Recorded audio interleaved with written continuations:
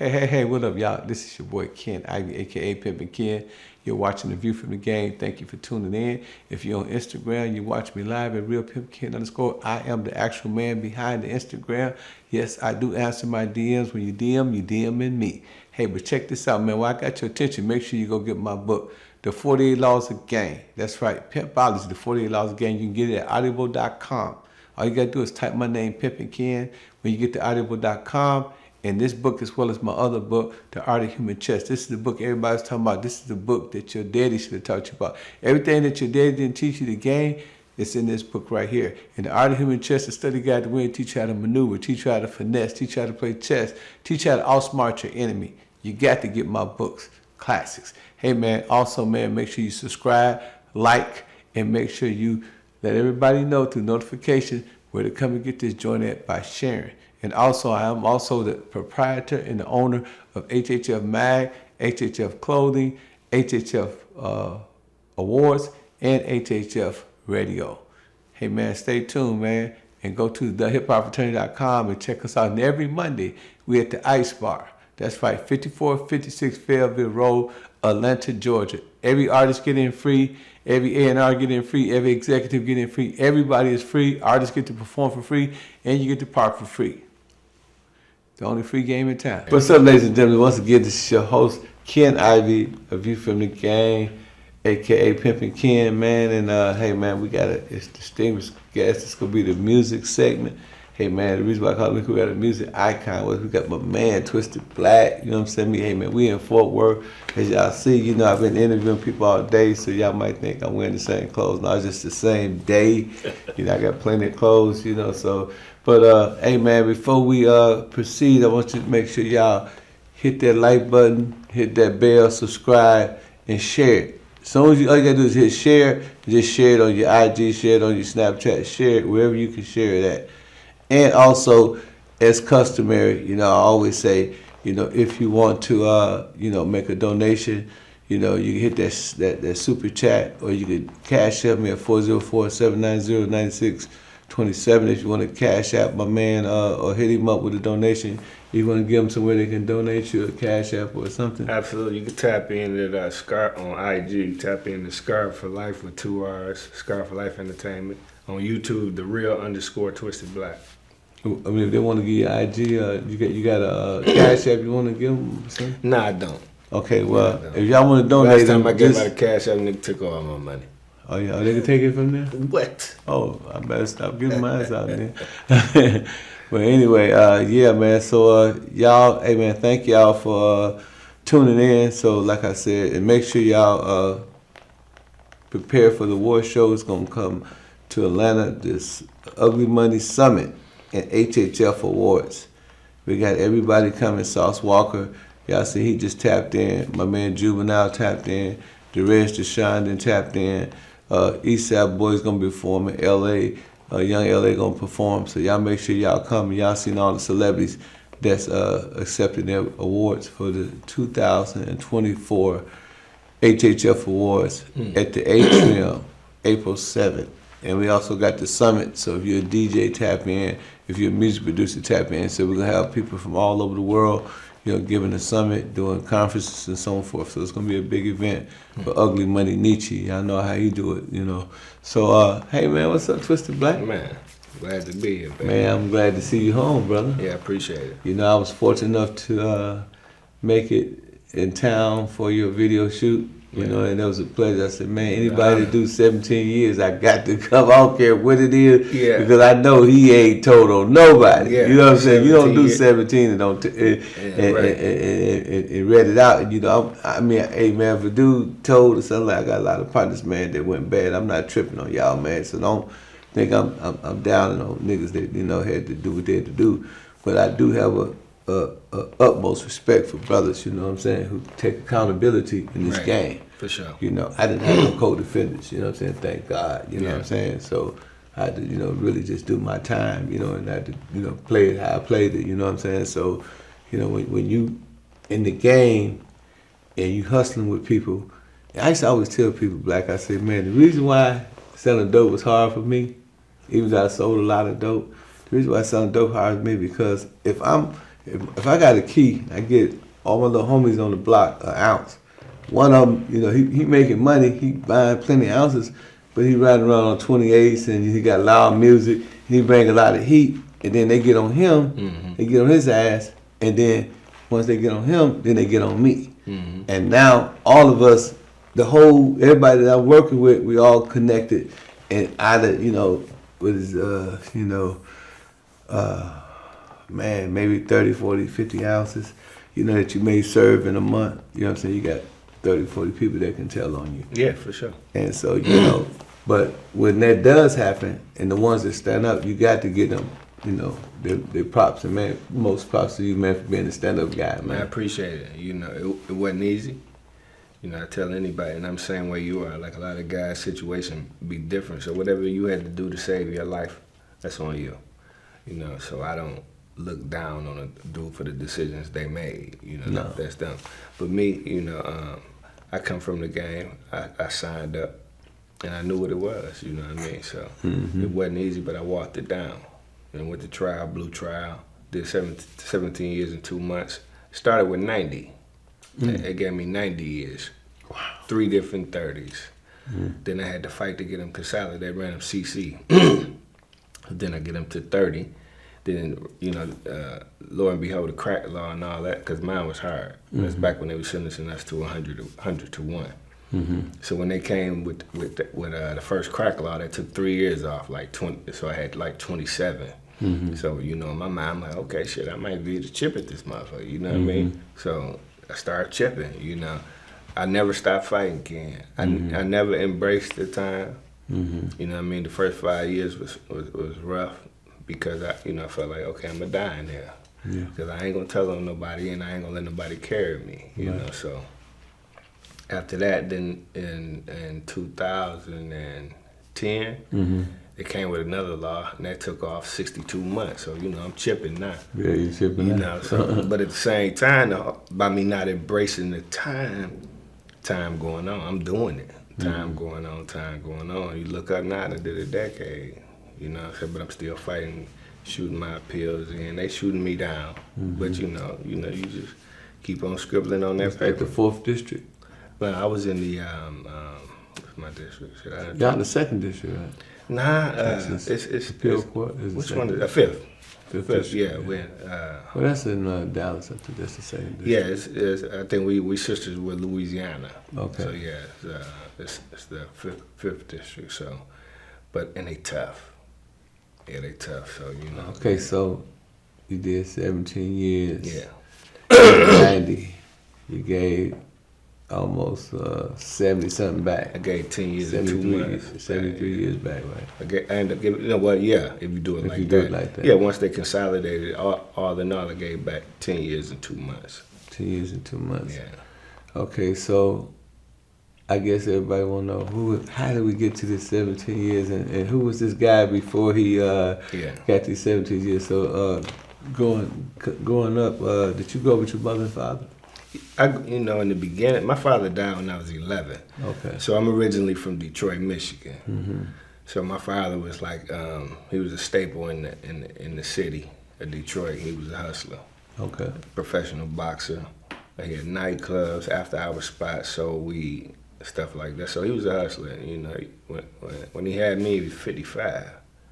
So by the time I come along, he used to talk to me like a grown-up. You know, at 55, he ain't know how to, raise no kids and nothing like that. So I got a lot of game from him. Unbeknownst to him that, he didn't get a chance to show me the consequences and the flip side to the game, because he passed when I was 11. So my mother tried to get me out of Detroit, brought me down here to Fort Worth. And I've been down here since I was, 2, and I go back and forth to Detroit. To kick it with him or whatnot. So what kind of, coming down here, Fort Worth, got a lot of tales, man. Fort Worth ain't what everybody think it is, Yeah. I mean, it's kind of rough here. So Yeah. Growing up, I mean, from 2 going to high school, what kind of kid was you? Was you good in school? You play sports, or what was? Nah, I didn't do the sports. Boxing was always my favorite sport. I thought I had a little something, Yeah, So, some hands. I thought I did, for my size. Or whatever. Were you ever your box? What I what? Did you box? Did you box amateur? No.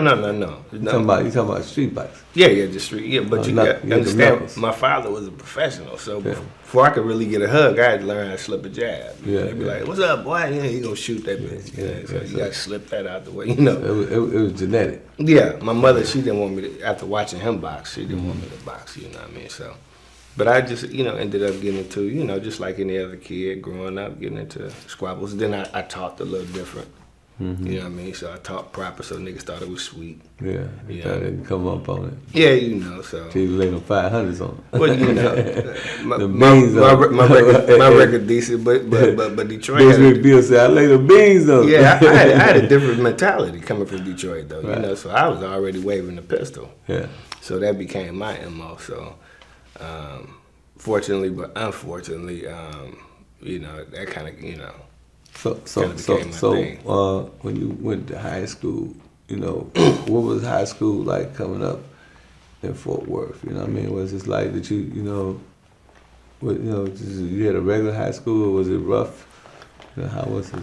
Well, I guess, I ain't go to high school all over the world, but I'm assuming it was like any other high school. Just you had your lanes, you had your jocks, you had your dressing fly guys, you had the tough guys. You know what I mean? So I was kind of like, I was already off the porch, hustling a little bit. You dig? So, and dressing, I want to stay fly. So, again, I thought I could fight. So, by high school, I had embraced Fort Worth as my own, and they had embraced me too. So. Wow.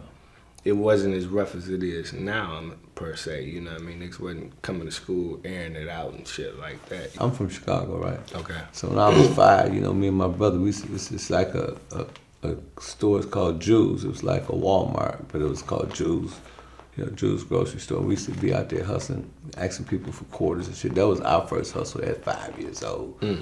My daddy was a street player too. So, what I'm saying? I mean, what was your first hustle? Candy.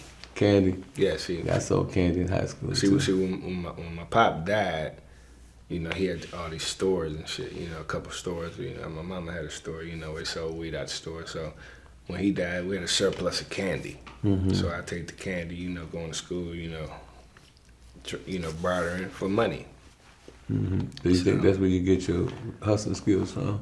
Yeah, just coming up, because at 6 and 7 years old, and I'm not lying, 6 or 7 years old, I was breaking down pounds of weed, putting them in the little orange envelopes back then. Who had you? You? My daddy. Your daddy? Yeah, so Man, your daddy was crazy. Yeah, literally. That nigga was crazy. I didn't realize that till I got older. I'm like, dang. I even wrote the judge a note one time, a letter, because I was trying to get the time cut. Yeah.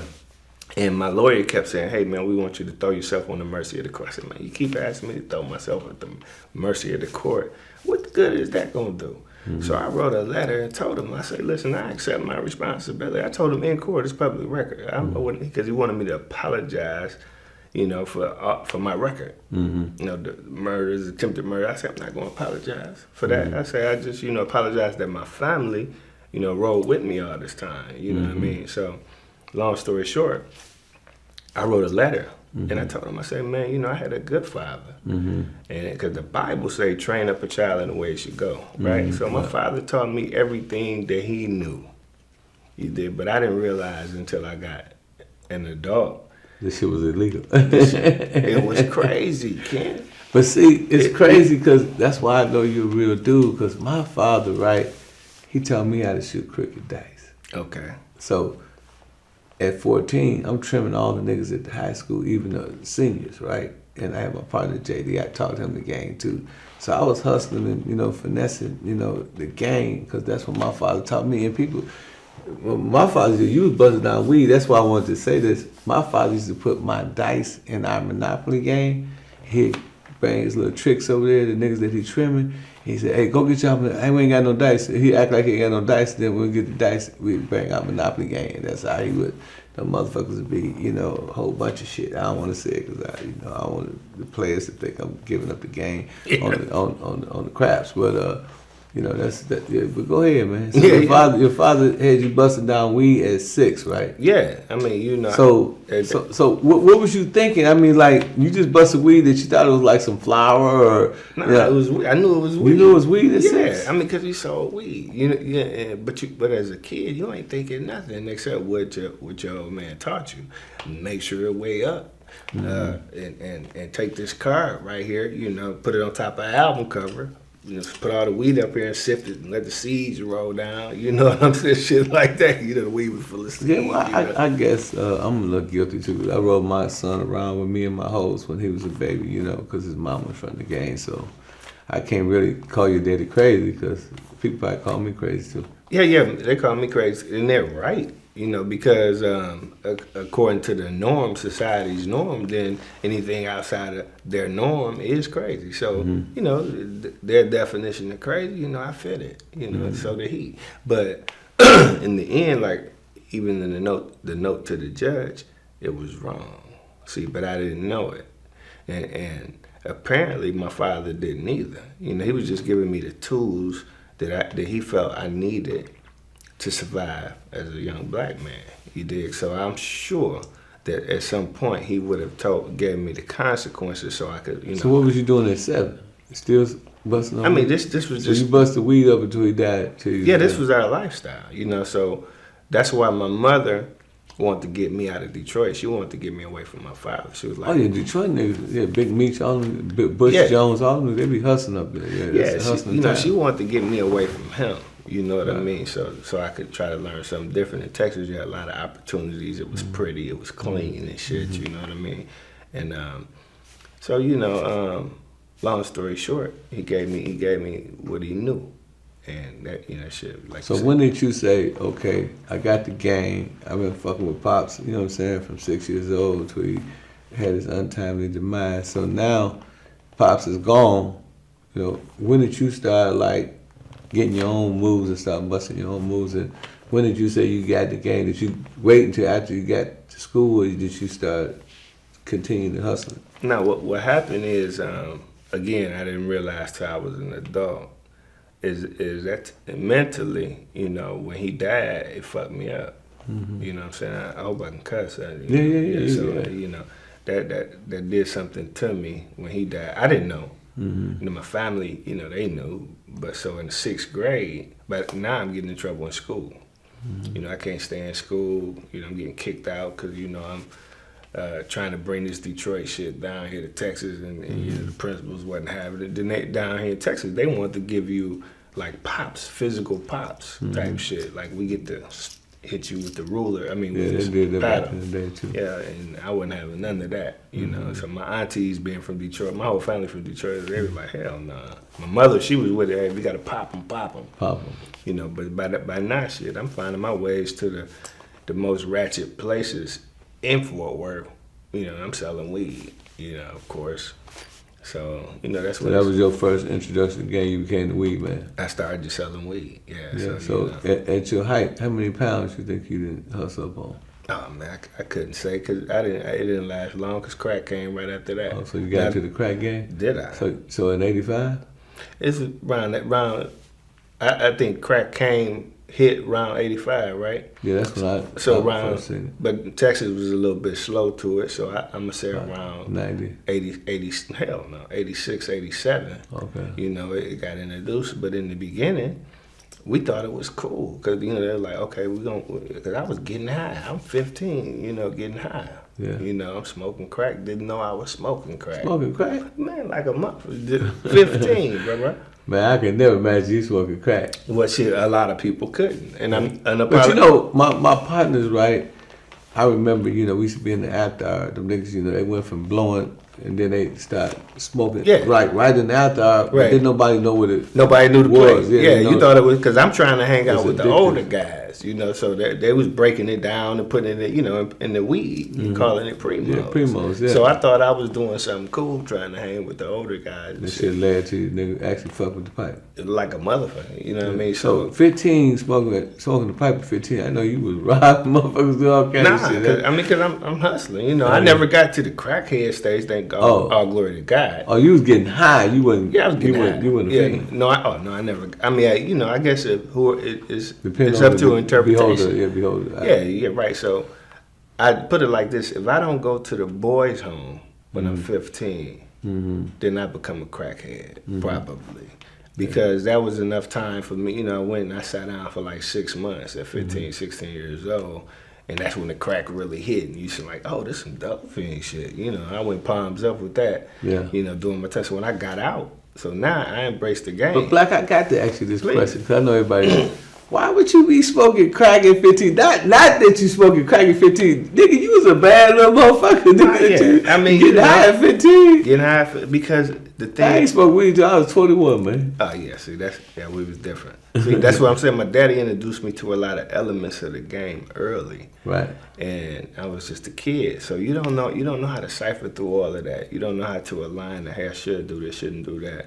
So to answer your question, why or how I started smoking drugs, a hard drug at 15, is because my mentality coming from Detroit was a little bit faster than. So what did your mama think? She had no clue. She'd She died. know you? She know you? No, she'd have died. Yeah. And my mother was like, she was like the mother. Like anything I was trying, because I'm an only child. So anything I was trying to do, she'd get behind it. She'd gonna embrace me to the fullest. But if she'd have known that, she'd have died. And she found out later. And she was like, wow. So what you was like, so you started selling crack. So, like, I ain't gonna say my partner's name, but they was moving keys, right? Right. And these niggas, you know what I'm saying, they would be sitting up and they would be smoking all night, but they was still moving keys. They was getting the money. They would had all the jewelry. They had everything, the Benzes, but they was getting high, because they didn't know the aftermath and the addictiveness of crack. Right. So, like, was you getting a lot of money while you was fucking around and getting high and shit? See, at the time, again, I was 15. Right. So just like your partner and them, like say for instance, because when I got older and I finally did get on bricks and I'm getting, kilos at a time, I was snorting powder. Okay. So was I choosing my drug of choice or was I being a dope fiend? Well, I mean, I got 10 bricks right here. I ain't putting that on no measuring. I take some shake and I blow when I want to. I got plenty of money. So is that my drug of choice or are you? That's how them niggas looked at it. That's how I looked at it. Because see, when I came up, being in the pimp, and just the hustle game, we all go to the after hour. We gamble there, nigga knock the bitches, just like in the Mac. Niggas was getting their bitches knocked and shit, you know what I'm saying? But all the P's would be in that motherfucker blowing. Right. Some of them was shooting. That was their drug of choice. Yeah. Same shit. Just we're only 4 hours away. Yeah. So it's the same motherfuckers, So these motherfuckers getting high and they doing this shit, but it's like the nigga, he dead. We could say his name. Leonard Ross was one of the biggest drugs. He was like our Big Meech. This nigga, man, any nigga watching this from Milwaukee tell you, nigga have 2 or 3 keys. Everybody after I just go up there, they just blowing like a motherfucker. Everybody blowing, courtesy up. Right. When this nigga died, man, he probably had $3-4 million in the streets. Right. You know what I'm saying? But them niggas was getting high, but it wasn't a curse. It wasn't a bad thing back then. Everybody got high. It was a leisure drug. Right. Cocaine, was expensive back then, so it was a leisure. So I understand what you're saying. Like, don't think I don't know what's going on. I'm just trying to ask questions for these people. Absolutely. And guess what? The floor is open because a lot of people don't know this, Ken. See, a lot of guys I interview with, because, and I'm not taking anything away from those guys, but you're going to get what you ask. All of the twists and turns of my life is created me. You know what I mean? That's how I became who I am. Now, I want to go back. I'm a gambler, right? Okay.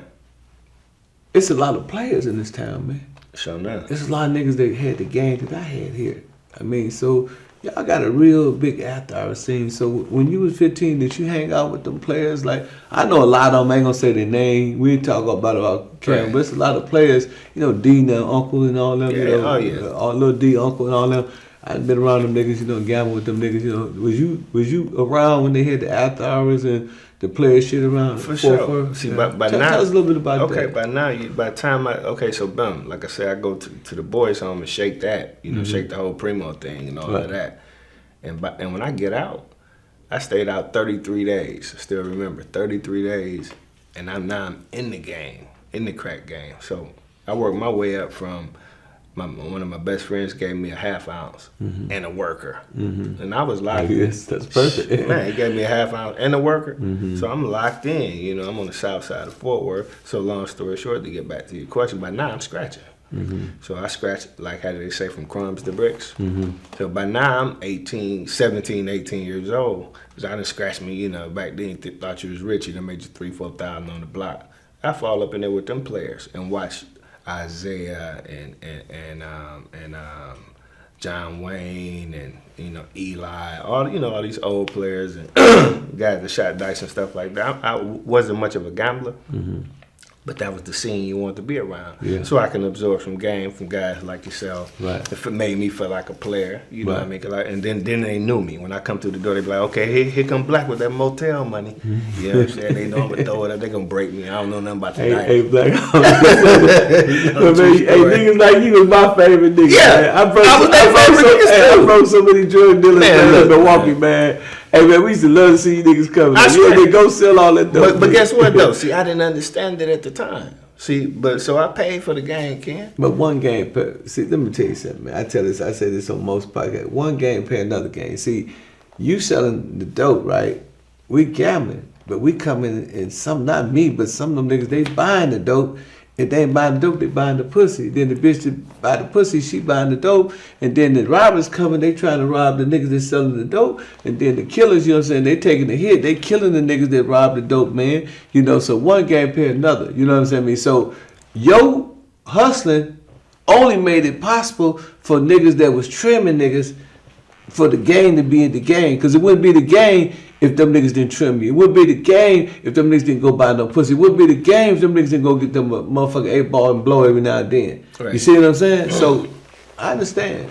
But see, what you just laid down, Ken, that's what we call the circle of the game. Yeah, the circle. The circle of the game. So, and that's why I say unapologetically, I don't mind how it happened. Right. Yeah, they used to love to see me coming. They motel me. They let me win a couple times. Then I don't understand why I can't win no more the rest of the night. You know what I'm saying? I can tell you. Yeah, I know now. You know what I'm saying? Tell you about it. Yeah, I'm young. You know, but I'm young. So you know, but they one thing I know we used to call y'all tricks.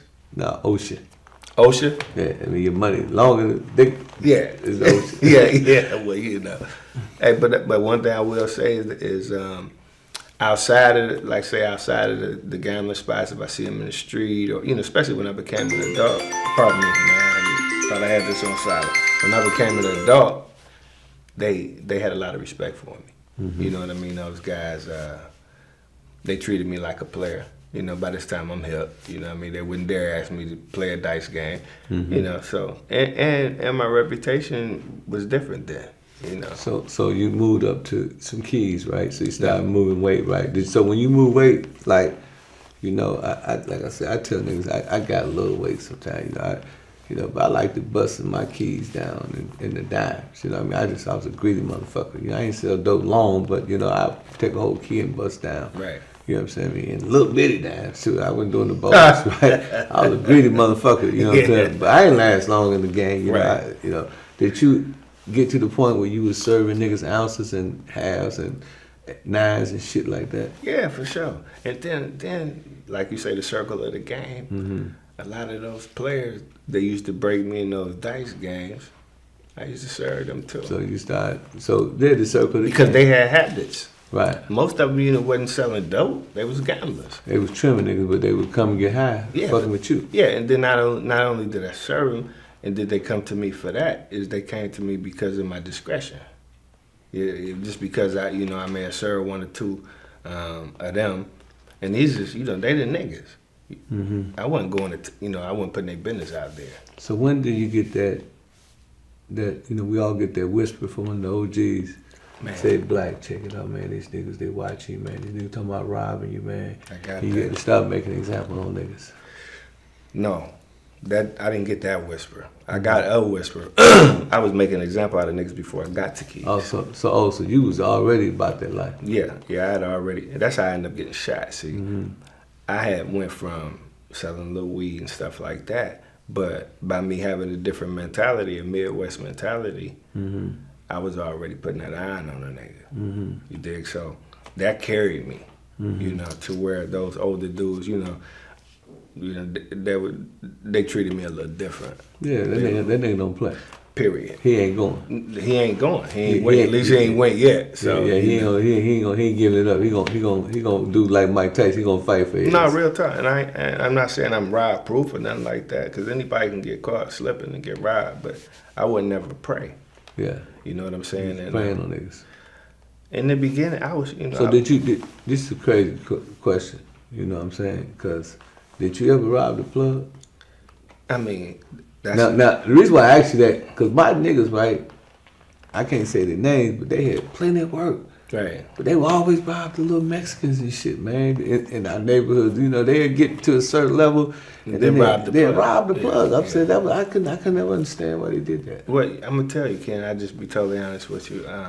That wasn't my thing.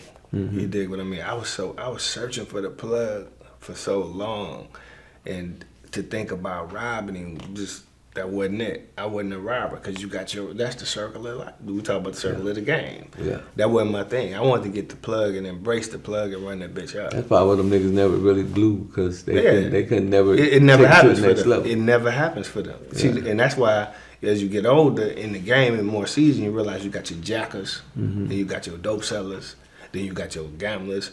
That you trying to be that all inclusive motherfucker, then usually you just gonna hit a lick, and then the motherfucker that's robbing the plugs, they winning for like 50, 40, 30 free keys, and next thing you know, they broke. Yeah, every time. Yeah, I see. That's what I'm saying. Every time. My niggas, you know what I'm saying, they would.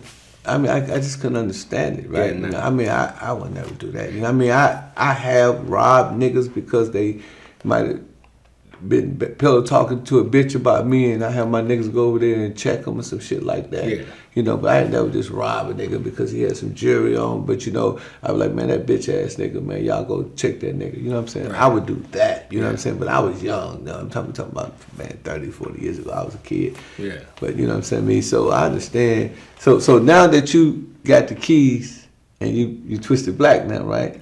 Okay. So did you get a crew? Yeah, I had a mean team. You had a mean team. Yeah, I had a mean team.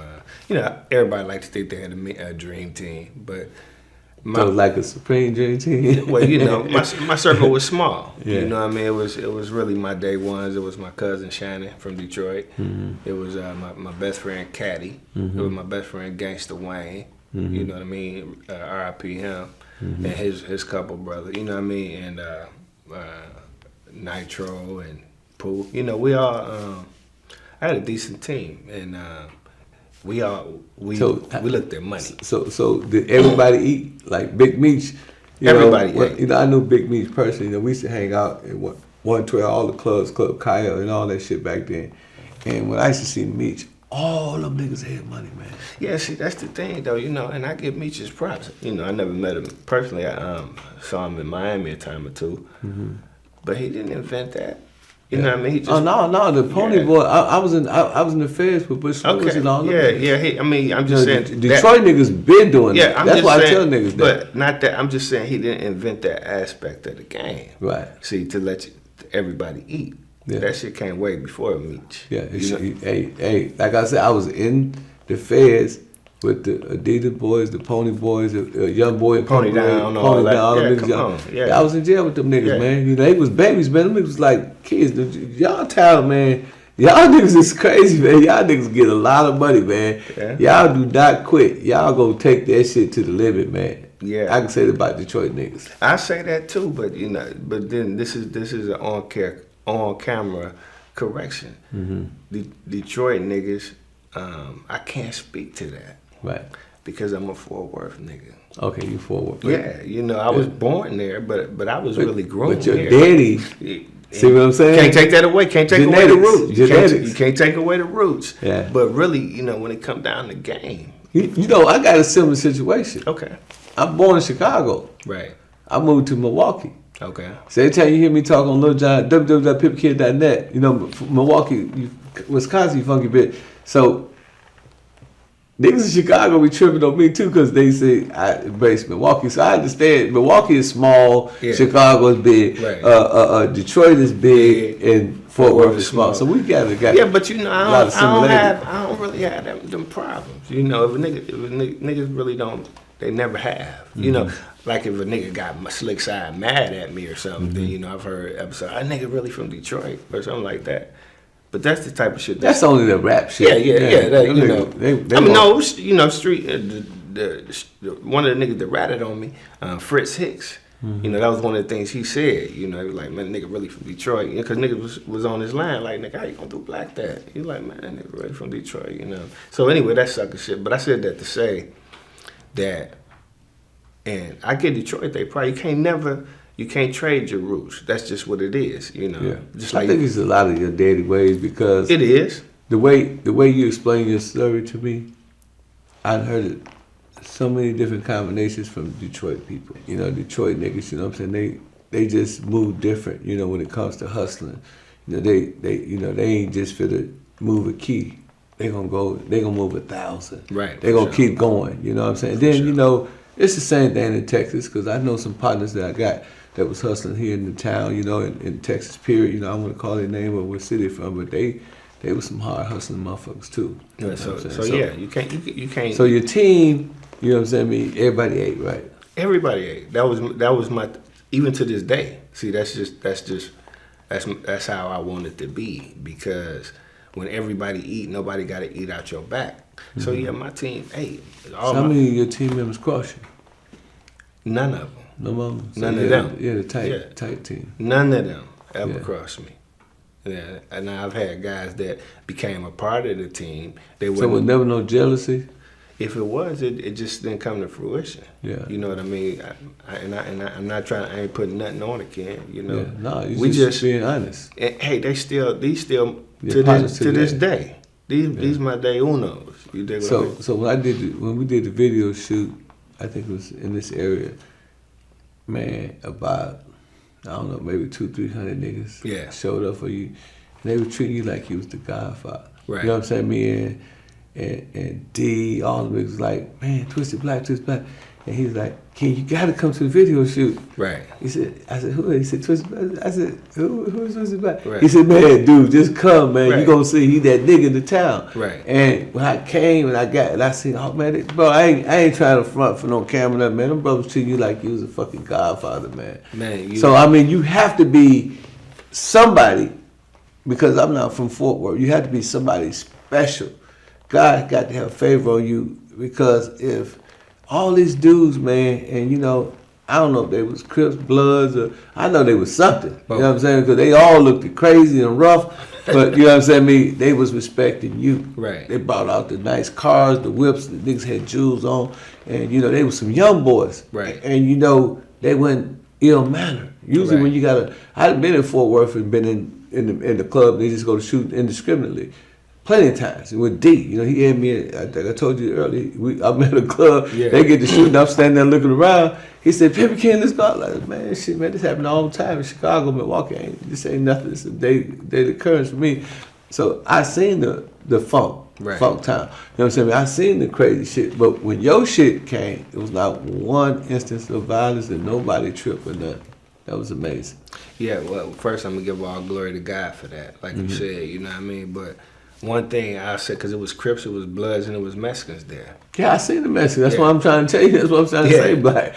It was like the whole city was respecting you. Man, and that's what it is, Ken. I'm just one of the ones. I'm not, like, when it comes to, I ain't, you know, just him, you know. But so you was talking about the top tier. You said it was some niggas that was there, and then you fall right up under that. Well, you know, you had in the city, you got... just like any other city, you got some guys that when you talk about kingpin shit or street shit, they top tier. You know, you had your Maddox, you had your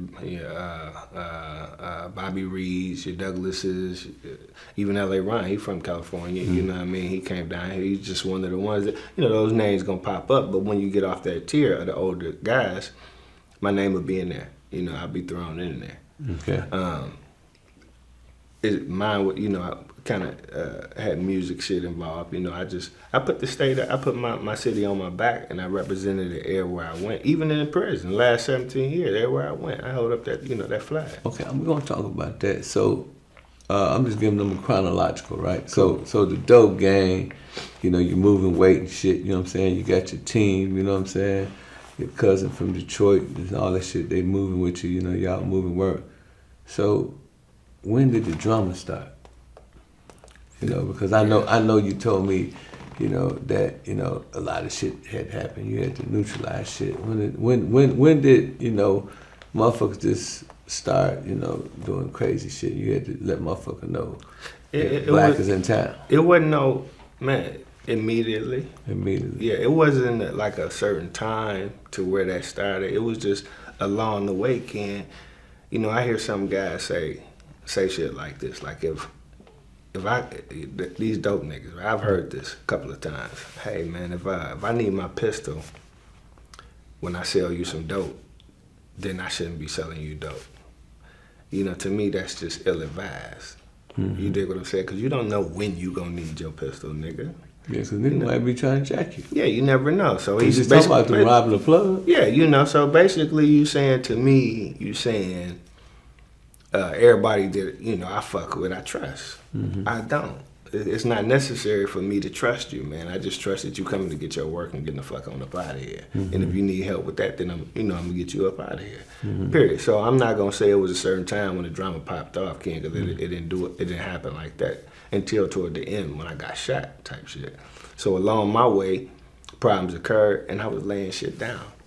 So in this time, you know, we know you went to the boys' school. Did you do any time, like state time? Did you go to jail between all this? Yeah, no, well, no, not at that time. I didn't hit the prison system until I was, you know, in my late 20s. So you did go to jail? Yeah. I went to state. I went to state penitentiary. Assault of a police officer and a chopped car. That's tampered with ID. Police, they start hating you early on then. If you assault the police, I mean, it got to be on your record. Absolutely. They were stopping you and fucking with you all the time. Yeah, and then back then, you know, I was having money, so it was state shit, so I was buying a lot of cases, mm-hmm. and they knew that. Mm-hmm. So the police, you know, they be at your line. You know how they go. Mm-hmm. They know you've been buying them cases, getting away type shit. Then I had 2 assaults of a police officer. Mm-hmm. So they really didn't like that. They knew I would fight the police. Right. So, you know, they was on my row about that. Mm. And did you catch any more cases? That was just it? Just before you caught the 90 years? Nah, nope. So, okay, so... I beat a lot. You beat a lot? Yeah, I beat a couple. What kind of case you beat? Attempted murders.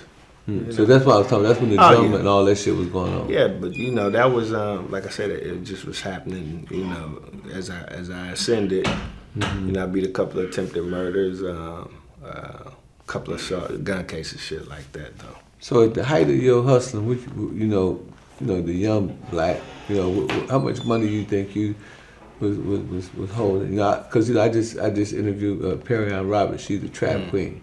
She said she was getting $2 million a month. You see that on BET?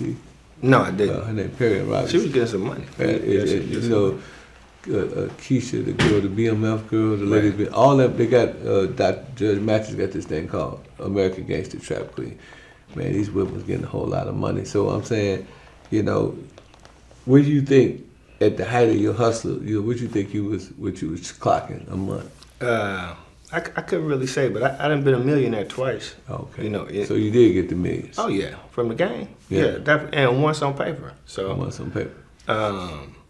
Did you have any businesses? Yeah, I had a couple. I had a beauty supply store. I had a record shop. Had a daycare. You know, detail shop, shit like that. But I had businesses, but I just didn't know business at the time, because if I did, then when I came home, I'd have came home straight instead of having to start from scratch. Yeah. Okay, so you said you had a record shop, right? I had yeah. So Master P, you know, we look at the Master P story. He had a record shop too, and he said that's what got him in the music industry. You know, we know you had some hit records. You was signed to some major labels. How did the music shit start? Because you out here, you getting all this money, Right. and you know, what's his name? YNF Lucci said I was having money way before the deal. You know what I'm saying? I mean, a lot of people say, you know, I was a trapper before I was a rapper. Yada yada, all this shit you hear these young motherfuckers saying. You know, so you making millions. What made you say I want to fuck with this shit called rap? I was already, I was raised up in the music, In the right? music, Yeah, when right. I was just a kid in Detroit, I go to Flint with my cousin, and she was signed to RCA. So I'm at Silver Sun's studio, sleeping on the floor, watching Bernard Terry mix Shalimar shit or Anita Baker shit. You know, so I grew up in the Seeing music. that shit. Yeah, my cousin, he was very musically inclined. I just love music. So prior to me getting shot in '91, I used to, you know, we get full of that shit and we smoke weed, get high, drinking, and I'm freestyling, you know, because rap on the scene now. But once I got shot, then that gave me some downtime to try to put something on, you know, actually something on wax and the demo with Detroit, with the Flint, and knock that out. So now, you know, I'm more so So pursuing you start off freestyling, Yeah. and then when you was shot, you had to chill at the crib more, and Yeah, you had to little watch your back more, so you start fucking with the studio, right? It wasn't even so much as it was just I had to recuperate because, you know, I got Recuperate. shot, I was paralyzed. And it's right here. Yeah, I got shot on the right side, but see, your right side control your left side, so I literally had to lay it down to recoup, and I didn't know really where the shot came from. So, So tell us about that. What happened? How did you get shot? What was going on? it's still kind of a mystery, but in a nutshell, I had did a few things prior, you know, like you say, you know, Shit catching up with shit caught up with me, and so you know, whoever it was, or whoever paid them to do it, they wasn't bullshitting. They wasn't no like a lot of this shit going on now where they just shooting. Nigga walked me down with a 12 gauge and then was finna shoot me again. But one of my day ones that I was just telling you about, you know, charged him in the car and got him up off me. You know what I mean? To save my life, we let the rest of the shots go inside the car at him and got him off me. But yeah, no, it was a lot of candidates for who may have done it, but So when you got shot, I've been shot 5 times. You know, I got hit 1 time, 3 times in a millimeter. Fortunately, you know, it didn't hit no vitals. So I got right out the hospital. Right. So when you got shot, this is me, right? So I've been shot 2 different times. But when I got shot the last time, I just lost. I expected. I got very paranoid. I accused everybody. I was accusing my friends. I was accusing this person. I was investigating this and that and the other. And, you know, it was just like, but then it also made me feel like I'm here. God got me. I got more bolder. So when you got shot, you know, what was that experience for you? Because there's a lot of people out here say, this man got half his face shot off. right. What was the experience for me? You just told them. Oh, so you felt the same way? Literally. First, you know, I accused everybody. And everybody I thought it was, I was at their line. Then one of my close partners, Chris Alexander, I never forget it. He was like, Black, because I came to him trying, man, you know who shot me. We on the phone, you know, in front of my mother too, you know. And he was like, man, I don't know who shot you, Black, man. Stop you, man. You done did so much shit, man. You survived, man. Just leave it alone. And I never forget being mad at him when I hung up the phone. And then so I'm in the living room, I'm in my mother's living room. And she said, you know what, I agree with him. You know, you did a lot and you survived, so I think you should leave that alone. And that meant something to me, you know what I mean? I still was mad at him. I'm still mad at him right now. It's my close buddy. Nigga, shut up, you know, but. Yeah, I had one of my partners say something, you know, because I was accusing this one guy. He said something, and I was kind of mad too, because I'm like, how do you know? I mean, you're protecting this brother, but how do you know this situation, you know, could possibly go this way? Because, you know, this person was so close proximity to the situation. And it was things that he said, had he would never said, you know, they would have never knew the location, you know.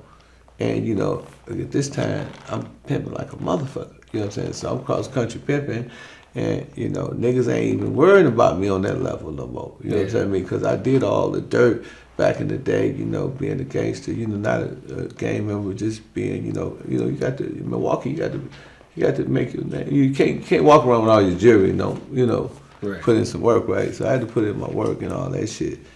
But I was like, these niggas think I'm sweet now. And I'm saying, this nigga said something that he shouldn't have said, that let these niggas know where we was gonna be at.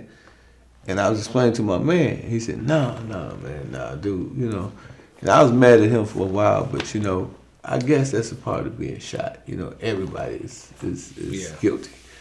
You know, but so you get shot, we got past that, you know what I'm saying? You know, you had to, you know, go through your paranoia like I did. So now, you know what I'm saying, you know, you got this hit single out, right? Yeah. So did you do like 50 Cent and all them? Did you do mixtapes or did you go out, you hit the ground running, did you do a lot of marketing promotion, or just somebody discovered you had an A&R or what? How did you get to that hit single and did let the people know what that single was before you went to jail? Man, a lot. I had to do a lot of groundwork. You know, you gotta keep in mind, I didn't have the internet back then. So I did a lot of groundwork. Mixtapes and shit. Mixtapes. A lot of performances. Tours, like going all through the Midwest with Judy Jones and shit like that. Judy Jones, shout out to Judy Jones. Yeah, so man, and so she really broke my record on the Midwest of Cincinnati out there. I've been to Milwaukee, Fulham. I can't remember the guy, but so I had to get on the chitlin circuit and really get out there and push. And so the cold part about Judy Jones is in Detroit, right? Judy Jones is in. She was in Cincinnati. Yeah. She had the record. Because she used to sell, she plugged me with all the record stores and shit.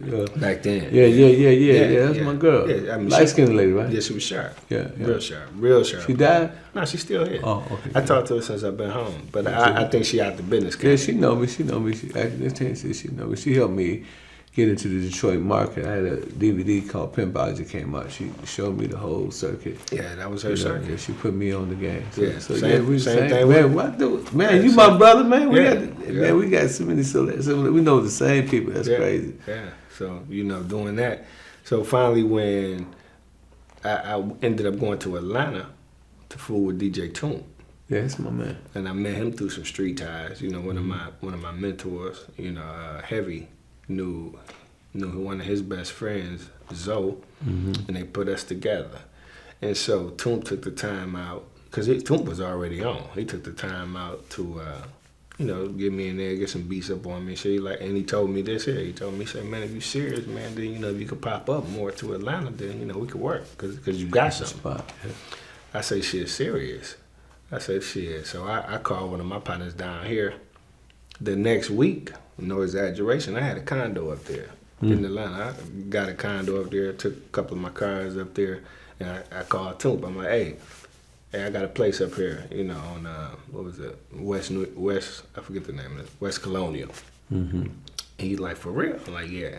I said, I'm ready to work. And so he gave me that hit record, after, giving me more game on how. What's the name of the record again? I'm a Fool With It. I'm a Fool With It. I remember that going on YouTube. Y'all see it? Yeah, I'm a Fool How With It. many views it got now? I looked last time. I looked, it had some millions. How many views? Man, listen. Here's the deal. Like I said, we didn't have the internet, so I'm a Fool With It is on a little bit of everybody page. So if you put it all together, then it's millions. Yeah, I think that. Yeah, It was some millions. Yeah, man. So that led you to what? Once you got that hit record, what was the first label that came to see you? I had 9 deals on the table, man. This was in 2006. 9. So that was from everybody, just about. Everybody that wasn't scared to give me a deal, because they had been hearing about me because I was making noise, but they were scared of me. And now I get it. Now that I understand business more, I was a liability. Yeah. Because when they did their homework, they were like, like the Fort Worth, the 50 Cent of Fort Worth type. Like they was looking, because they didn't want to do nobody with it because they thought it was a risk. That's what I mean. Yeah, exactly. So I don't really know 50's history, or whether. Yeah, he was. A lot of shootouts and shit. Same shit. Okay, selling well, dope. That's what it was. Because they, a lot of them, they were all interested, but shit, was they gonna give me their money? And then because when they did their homework, it was coming back. Hey, dude, he really doing this. Yeah. You know, at the time, I was doing it. But when I look at I'm a Fool with a video, you seem like you was having fun. You didn't seem like it was no crazy shit. Yeah, I was having fun, but y'all was I was dancing around, gigging and shit. You know what I mean? But at the same time, I was who I was. You know, and even now you might catch. But I'm just saying, so they had to get knee deep in the street. They had to have one of their A&Rs come and really do some investigation, because if they looked at the video and the song, you know, it's like it was jamming. Yeah, the optics is See, but all it takes is one call. Yeah. Right? See, especially back then. And now they might look at the video and just go on the video. Oh, artists, whatever. Yeah. But they will call. They want you to kill motherfuckers now. Yeah, they do, though. Yeah, because they ain't got to do time. Yeah, they ain't got to do time for you. And they got insurance on your ass. If you die, and they got insurance on you, man. You dig what I'm? Yeah. Ain't that cold? Man, that's how they play. I tell niggas, I said, when you read your contract, read the death clause. It's a death clause, and it's a morality clause. The morality clause, if you become collateral damage, they can get rid of your ass. You know, we almost lost the Boosie deal when he was going through that shit with Nas X. You know, they was calling me like a motherfucker. You know what I'm saying? But Boosie handled it smooth. We was able to, you know, keep that contract in motion. And then they also got the other clause, the death clause, and that's where, you know, if you something happens to you, they get insurance. Yeah, they got you insured. So, they play a vicious game, but back then they was calling, so they called the radio station, you know, or the retailers, and they, you know, whatever their line of questioning was, I wasn't privy to that, but they would know. And then once I take a meeting, as much as I go in there and try to, you know, put on my best shit, you know, and you know, I ain't going in there ignorant. You know what I mean? I go in there and try to, you know, represent myself, you know, articulately or whatever. They would know.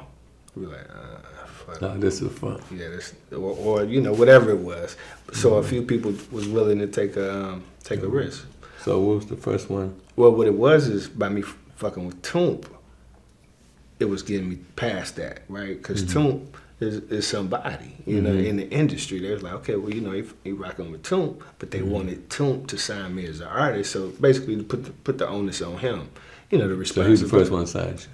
I wouldn't do the artist deal. Okay, I had my own label, Scar for Life. So I'm like, I say, nah, they're going to take us together, champ. They give you a production deal and they can give me an artist deal. I take that, you know what I mean, and give me an imprint for my label. So, long story short, I ended up catching my indictment same year, 2006. And TVT was the only ones to say, you know what? Because I was trying to play him off, talking to the A&R. I'm like, I'm locked up. There we go with the TVT. There we go with me. See, I did 2 songs with Lil Jon for TVT, you know, and I had to deal with the lawyers and shit over at TVT. Yeah. The publishing people. What about Eichelberg? Was Eichelberg there?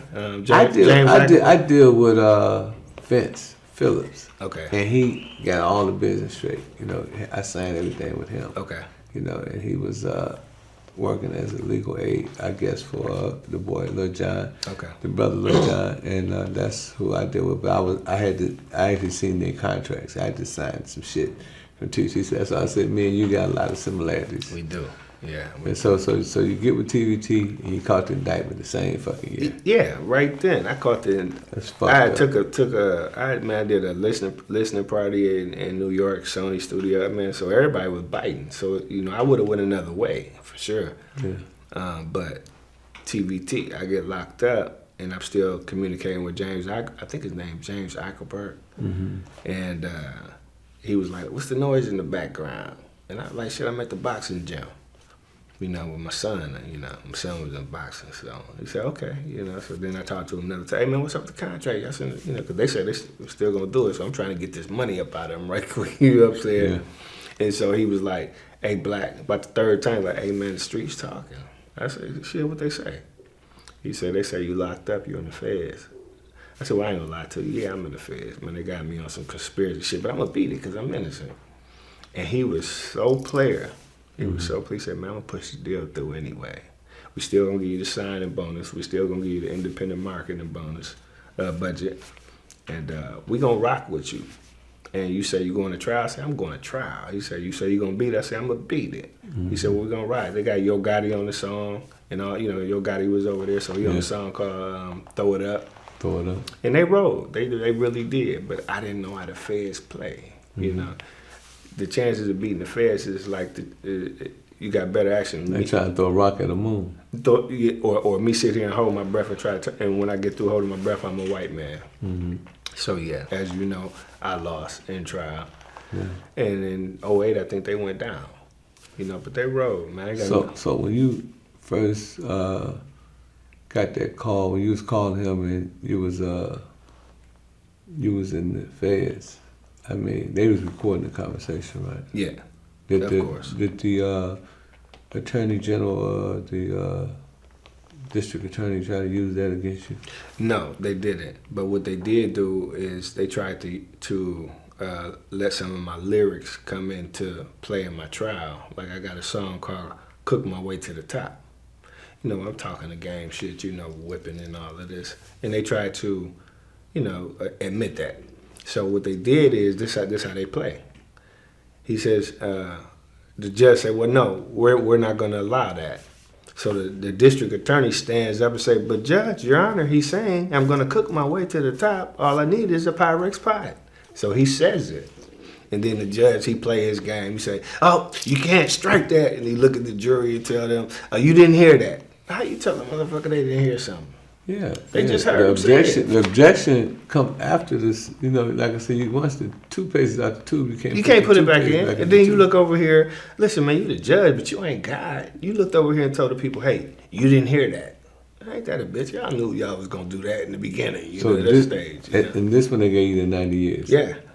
So when you first, like I know when I first went to the feds, you know how the feds is, you know what I'm saying?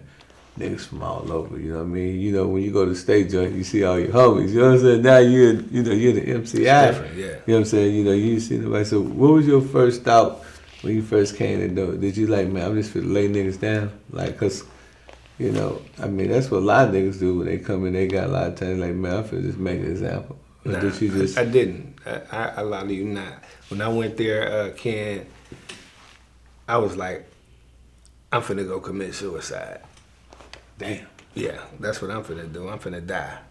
You know, so I wasn't all that laying niggas down and making an example. Man, fuck you niggas. Mm-hmm. You know, that was I'm finna make one of y'all kill me. Mm-hmm. Or when I get through, you know, I'm gonna kill myself because you're not finna make a rat out of me. That's what you want to do. Mm-hmm. And you're not finna make me do all this time because that's what you want to do. Mm-hmm. So I feel like I rather, at the time... You rather die than be in prison. Yeah, the devil had me with a veil over my face. You know, he wanted me... And I was going to take my own life, true story. I was going to bang some heroin, you know, and just, you know, lay it on down. Mm-hmm. But anyway, that's another story. But, so, I didn't go there with that intent, you know.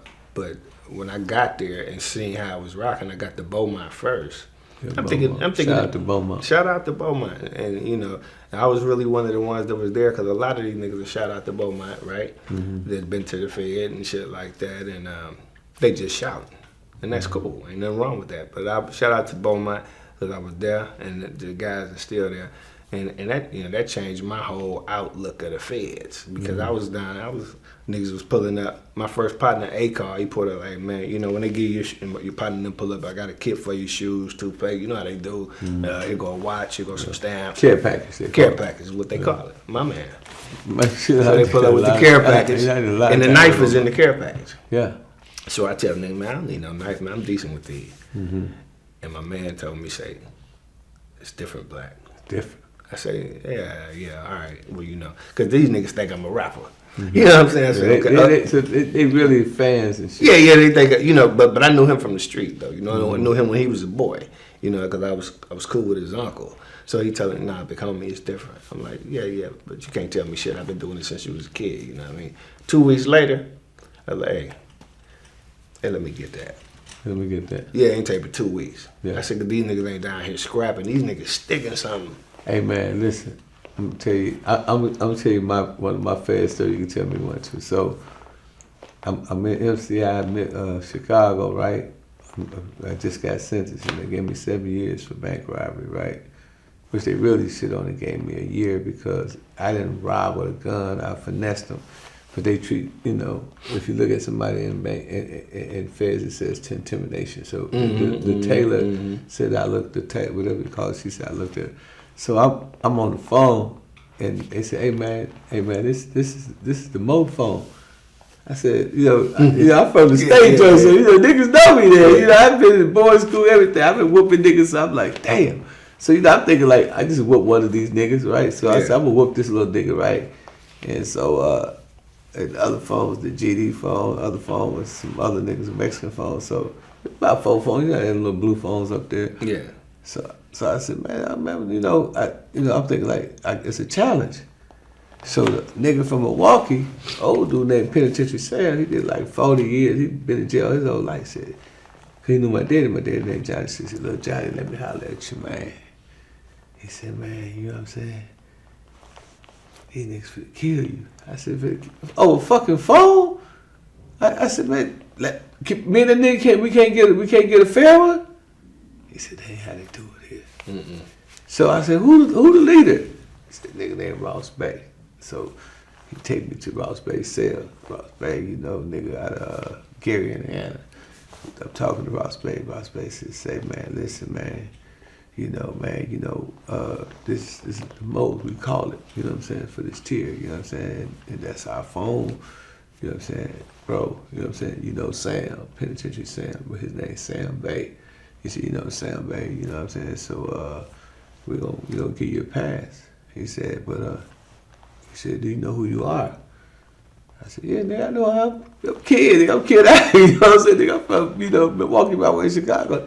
He said, now, do you know who your foreparents were? So he introduced me to the Morse Science symbol. That's how I got introduced to the Morse Science. Now, I knew about it, but, you know what I'm saying, I didn't know it the way they know it. I knew it as some gang shit, from Chicago.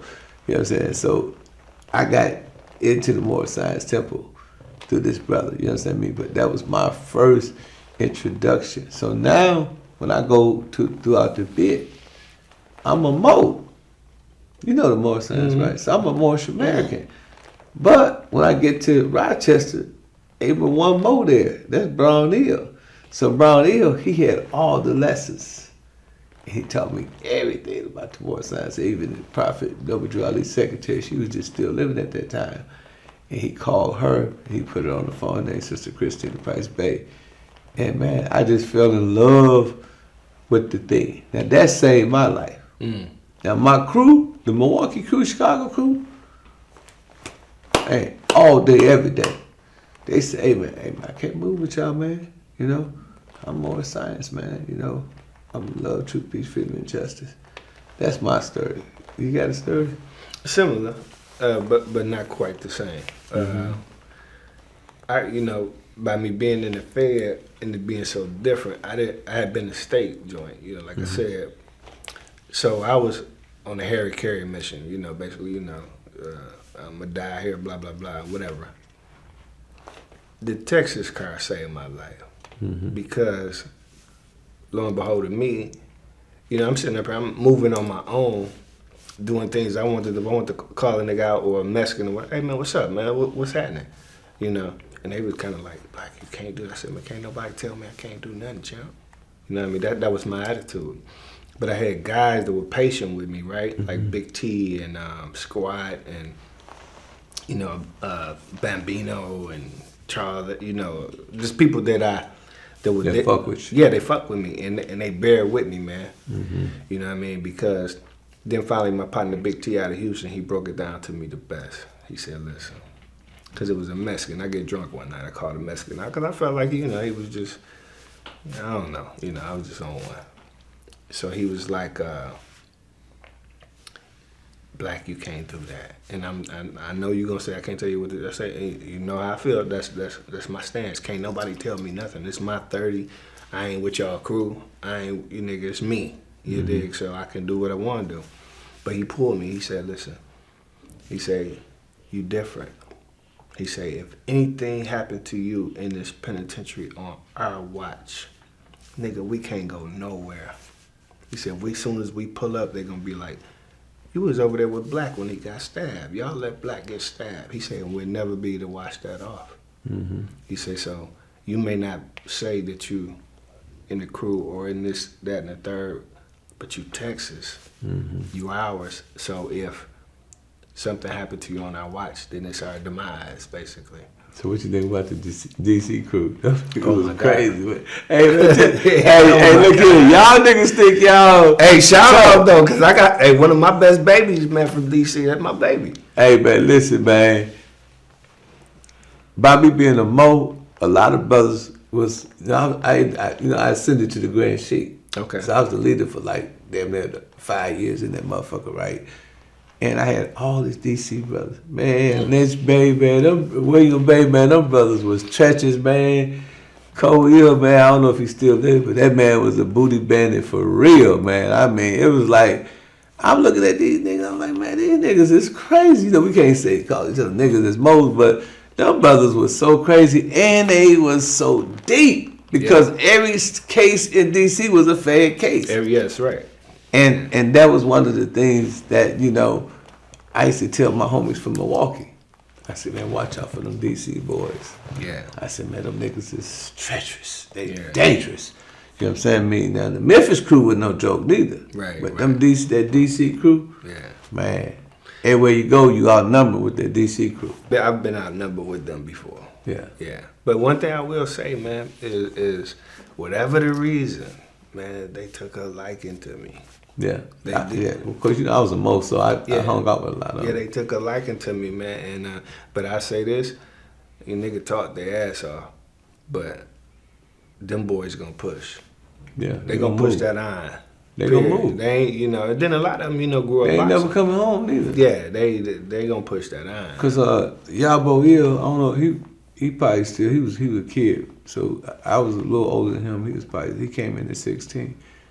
Yabo Hill, man, that dude, man, he was from DC, man. That dude was like a little skinny dude, man. But he was notorious. Yeah, he was notorious, and like you said, you know, they worked that iron.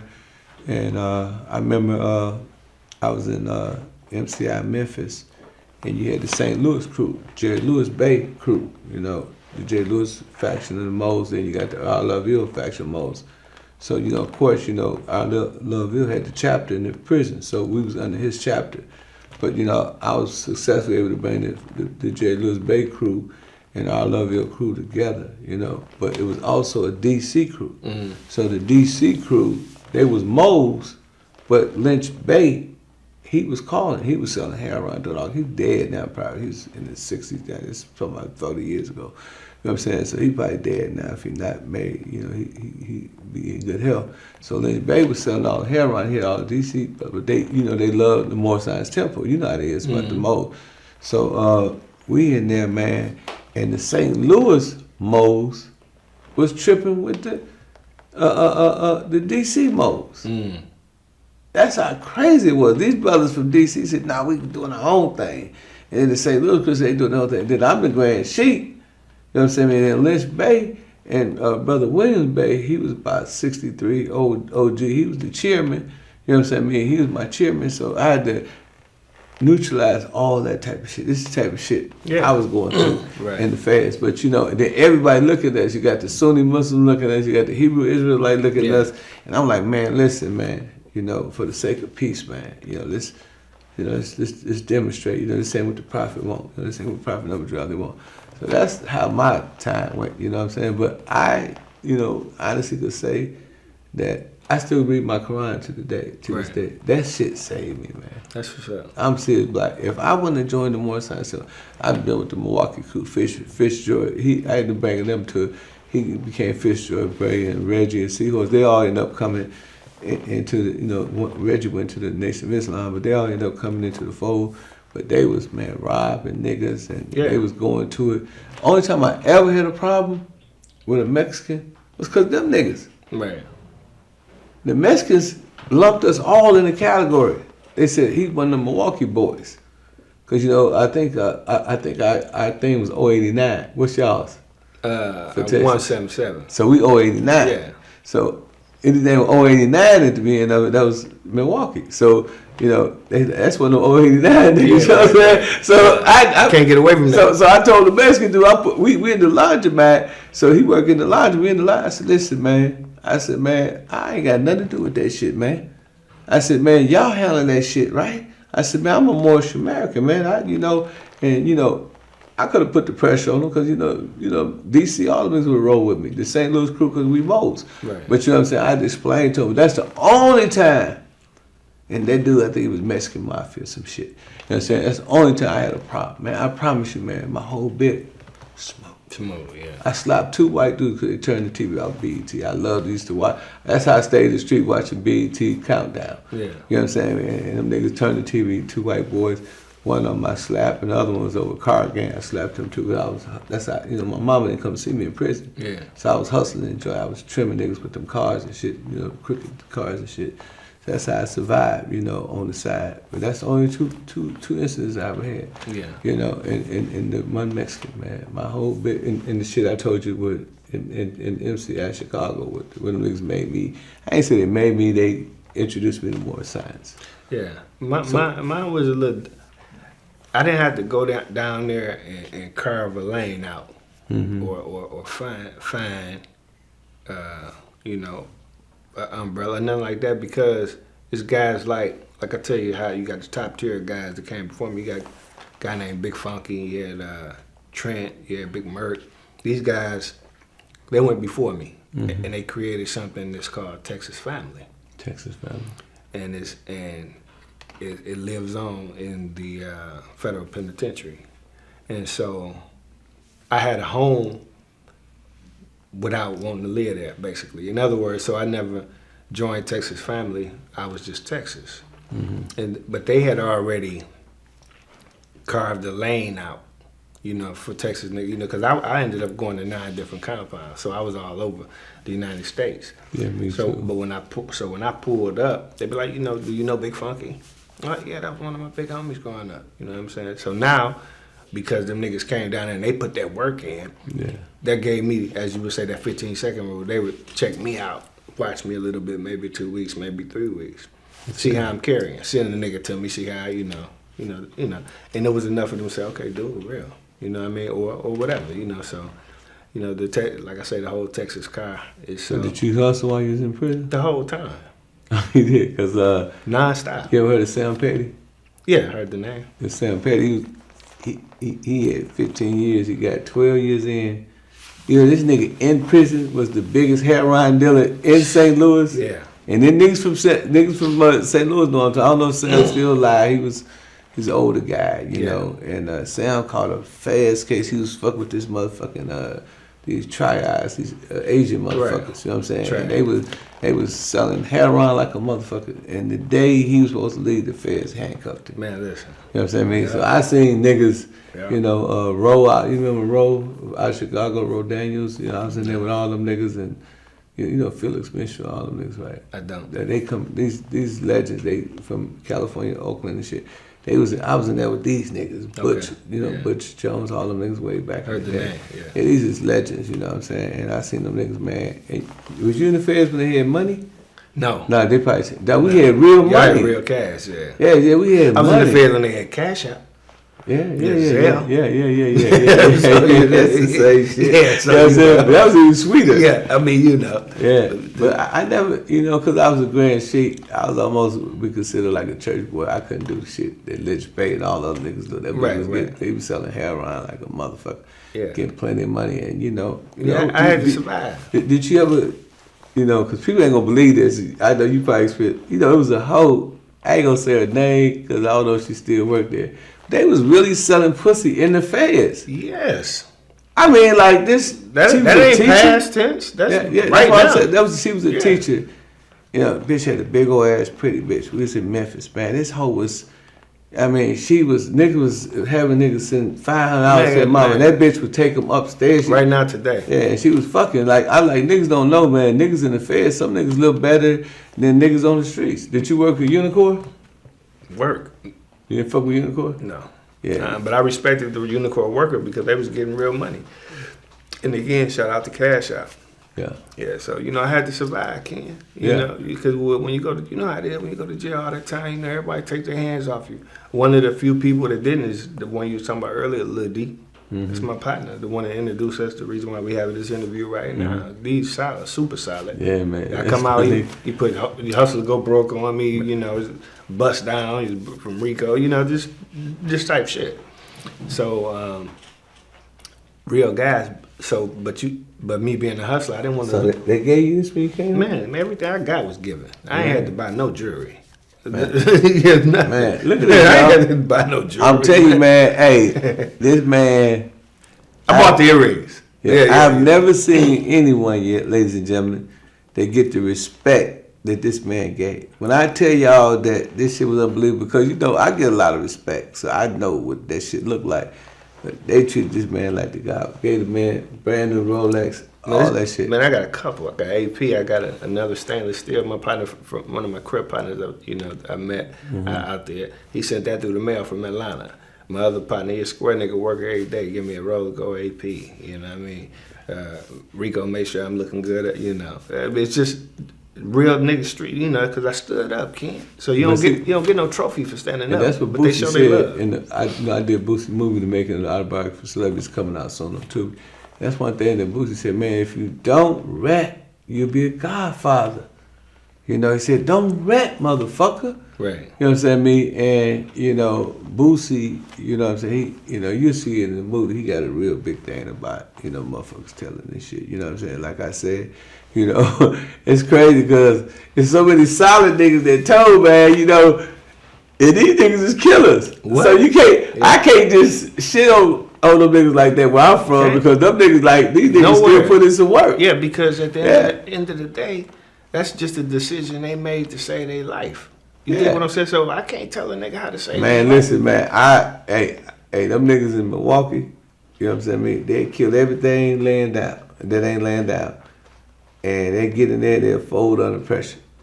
You know what I'm saying?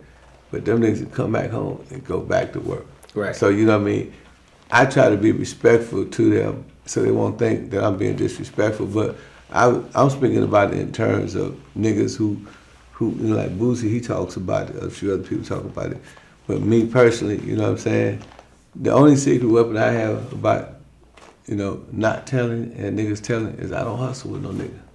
Period. You can't tell them, I can't tell them myself. You know what I'm saying? So that's why I always tell people. Yeah.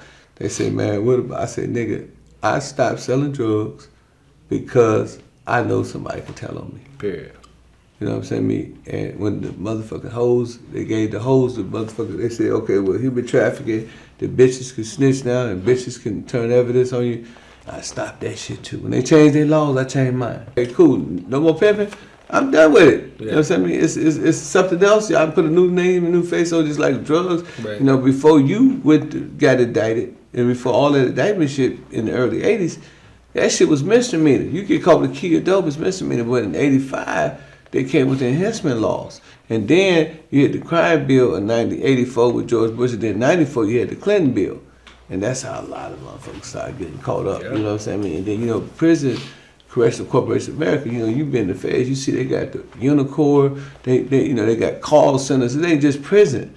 They it's real slavery. The 13th Amendment says slavery is abolished except for one duly commits a crime. Really so, for 17 years, you was in that red hole. I was in that motherfucker collectively 10 years. Yeah. We know that these young people need to, listen to what me and Black is saying, man, that shit ain't no place for no player, man. Sure ain't. Tell them, Black. Yeah, to be honest with you, everything, you said it. You said when they change their laws, you change yours. Mm-hmm. Same thing, that's why I would never go back to selling. Man, you think it wasn't tight? I'm coming out of prison after 17 years and 2 months. I'm trying to get back into the rap game. Mm-hmm. You dig what I'm saying? I'm older. Music is good because I'm talking street shit. Once a month I go on the page and listen, they're like, okay, I'm locked in. And he telling the truth.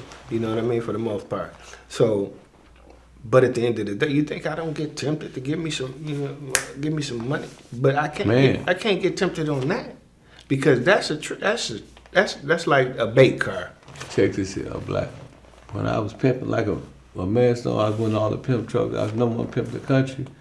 Hoes used to run from me. Now that I'm out the game and I ain't got a picture of a bitch, all these hoes be trying to get in my business. I got an invisible bet. I had to beat the hoe. No, bitch, not pimping no more. Run, bitch, go. No, bitch, you don't qualify. That's crazy. I bet you niggas probably be coming you down, man. Please. Like, Black, what's up, man? Hey, man. Mama, I'm not saying it for your interview. I'm talking about but here's the deal. I take it, man. Just a couple of weeks ago, man. I get, and yeah, of course, your money side, you want to get the money. You know what I'm saying? But no, nigga, You know what I'm saying? Ain't no, and then I feel disrespected again. I'm like, man, listen, you want to help me? Give me some cash. You dig what I'm saying? Matter of fact, I ain't gonna hit at your pockets about your cash. Then give me a push. Invest in me. Invest in my dream. Yeah, or something like that. Music. Yeah. You dig what I'm saying? Other than that, man, don't offer me no work. Don't pull up to me, offer me no work. Nigga, because you really, I don't know if you setting me up, you just want me to fall. Yeah, because the feds, you know, when you catch a case like yours, they on you. And you're a staple, you know what I'm saying? You know, just like, I mean, you know, my man J-Bo, you know what I'm saying? He got out of jail, you know what I'm saying? The feds, I believe, set him up.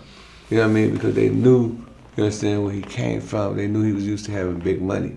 And that's what the feds do. They'll send somebody up under you, and you think these dudes cool because y'all went to school together, because you know they was solid all them years, and 9 times out of 10, you know what I'm saying, they be working with them people. So the only way for people like me and you, like people say, Kim, why you don't ride with no pistol? I'm an ex-felon in possession of a firearm. They said, well, you get nothing. I said, see, I'm gonna beat the pistol case. Boosie beat this pistol case, but the Fed said, oh, hold on, wait a minute. But you're an ex-felon in possession of a firearm. Yeah, he beat the murder. He said, it ain't my fire. No, the recent case he got. Okay, somebody. So Boosie said, no, it ain't my gun. No, but you constructive possession.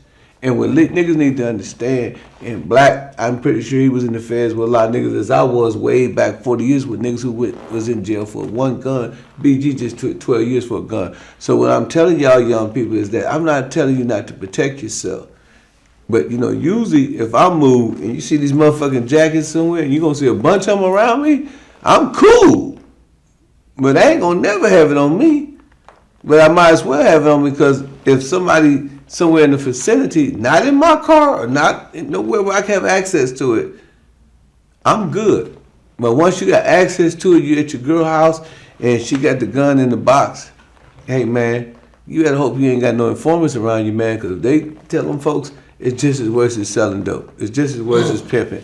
You know, so we got to move correctly, you know, and I try to tell the young brothers, I say, listen, man, you know, if you can pay, you know, if you getting hundreds of thousands of dollars, especially in the music industry, right? You know what I'm saying? I mean, pay to have security. When Yo Gotti did Jig Free, you see the security here?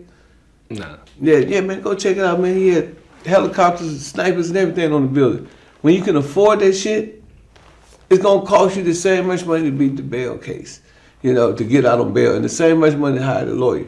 So we got to learn how to move correctly in these streets. You know what I'm saying? I mean, like I said, you know, you see how I move, man. I move with a lot of, you know, young brothers with me, man. And, you know, especially if I'm in Atlanta, if I pull up, you know, it's probably about 7, 8 cars, you know what I'm saying?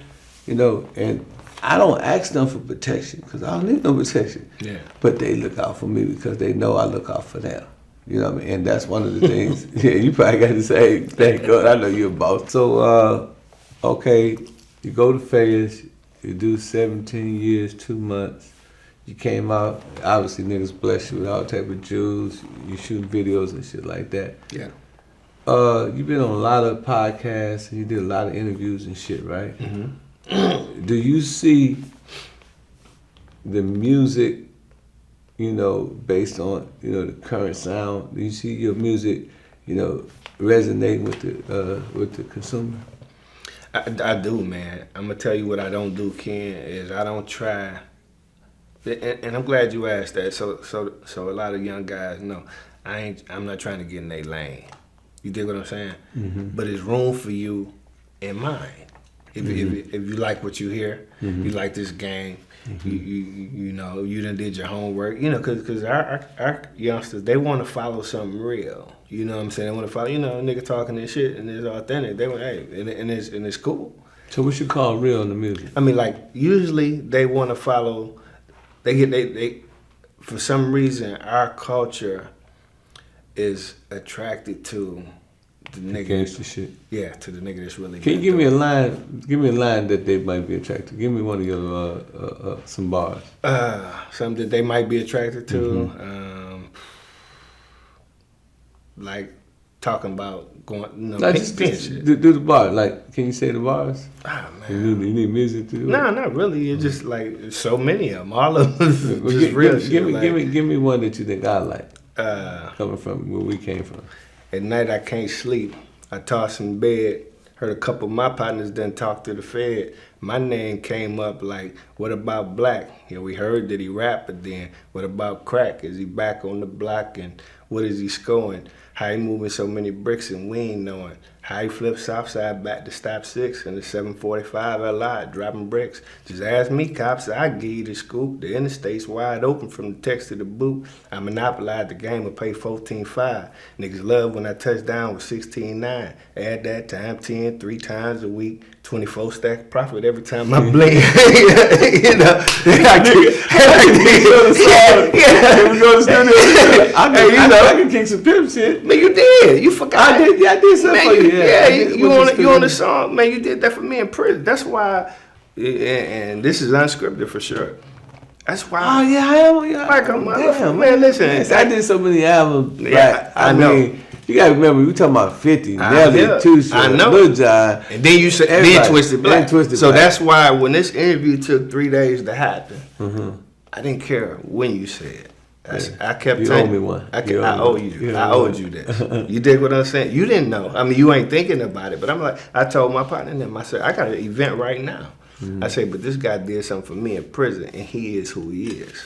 He did that for me. So that's why. Did you read my book while you was in prison? I didn't read that. I got 2 books. A lot of niggas read my books and enjoy it. So Black, I know you got something to do, man. When can we expect the album to come out? And can you just give us a little bit more on the music side, and then you can give your Instagram and all that stuff. For sure. The new app, I got videos dropping all month, right? Okay. Yeah, because you know my content was behind, so I'm dropping one damn near every 2 weeks. So the album comes out at the end of March. I get this goddamn monitor off my leg on the 23rd. So you got a monitor? Yeah. So I'm on stage. That 30th. Okay. They're straight there because they wouldn't allow me to perform.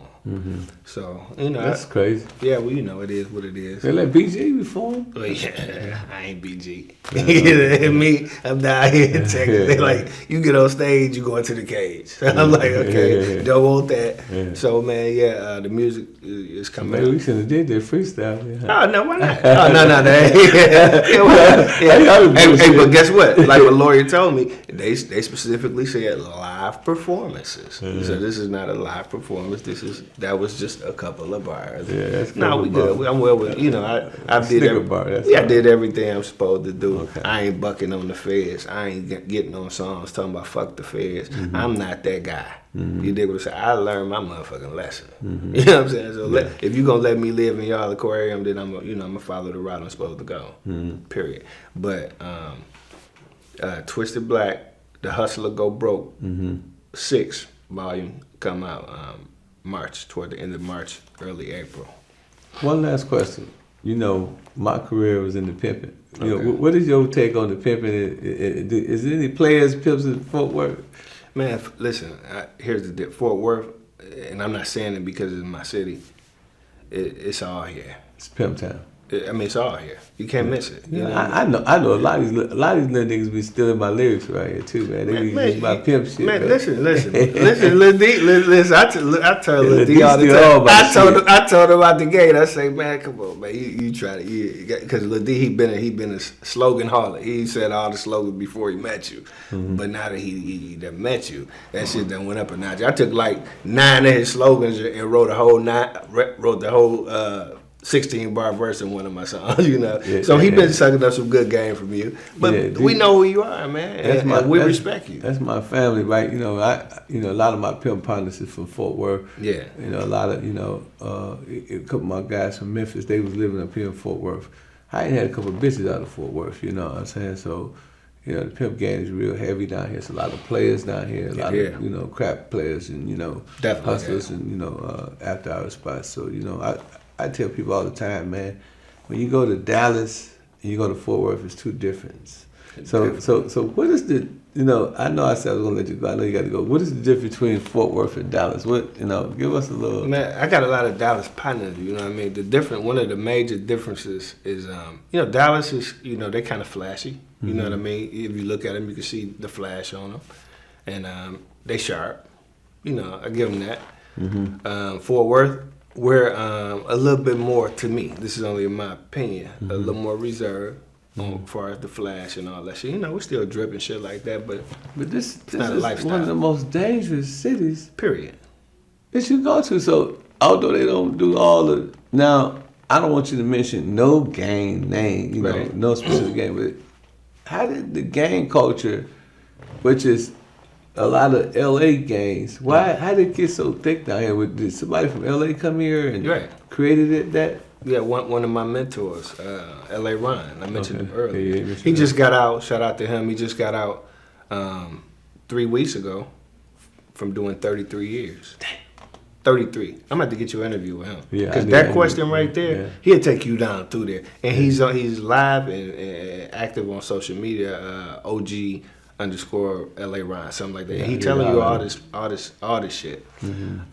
So it's a big difference, man, as far as just the way that we get out. Like Fort Worth niggas, you know, not that Dallas niggas ain't dangerous, you know, because they can be. Because a lot of us get robbed and killed up their way. But it's a divide because we kind of more on the reserve side, and it is what it is type shit. Well, man, thank you, brother. Before I let you go, I want to tell you this. We respect you, right? I respect you because of what I know. We respect your pimping, yeah, but I respect your transition. Yeah. Man, your transition is Talk about the hip hop fraternity. however you have done it, brother. You have reinvented yourself from a pimp, and I don't want to say just a pimp, from the biggest pimp. You have reinvented yourself, man, into a businessman. So whether it be the hip hop fraternity, whether it be the books, the movies, the rubbing shoulders with some of the best, I respect it so much. Thank you, brother. Man. It come from you, that means a lot. And I'm proud of you. All right. Like real Thank you, talk. brother Black. Yeah. And tell Boosie I watched you. I watched you from prison, and I'm proud of you too, bro. Yeah, Boosie, my man. You Real know, we talk. we helped Boosie with a lot of shit. You know, me and my man Steve-O. And, you know, we're looking forward to helping other people, too. So, hey, man, listen, man. You've been watching View from the Game. This one of my favorite interviews. I've been dying to do this interview since I first started this podcast. And I'm Pimpin Ken, a.k.a. Ken Ivy, a.k.a. Pimpin Ken, my man, Twisted Black. Black, leave me your Instagram or whatever, you know. Yes, indeed. Scar for Life on IG. That's SCARRED, numerical 4 life on IG, TikTok, and Facebook. And my YouTube is _the_real Twisted Black. And I'm going to have to interview him on my podcast that's coming now. It's done. Yeah. It's done. It's called The Shoe, 23-1. The shoe 23-1, and I'm Maca Jordan, the 2-3 of the P. You dig what I'm saying? Already. So it already go together. Hey, look here, man. If y'all want to give a donation to Black, y'all know how to find them. You know what I'm saying? Y'all can leave something on Instagram, whatever y'all want to do. If you want to support this podcast, you can hit a super chat. If you don't want to do a super chat, you can leave. Black said, "Don't leave my thing." But I'll give y'all another cash app. I don't care if y'all steal this number. I ain't leaving my shit, man. Black, Nah, they ain't. You know, that was my experience. 404-790-9627. You can leave a cash app like y'all been doing. Just make sure you put a View from the Game donation. So when I pay my taxes, I know which way to pay them. Man, already. Oh yeah, one more thing. Make sure y'all prepare for April 5th to April 7th, Ugly Money Summit, HHF Awards. We're going to be having people from all over the world. Artists, if you want to perform, tap in. Like my man Crip Curry say, like that pack in. And make sure y'all, if y'all want VIPs or anything, tap in with me, same number.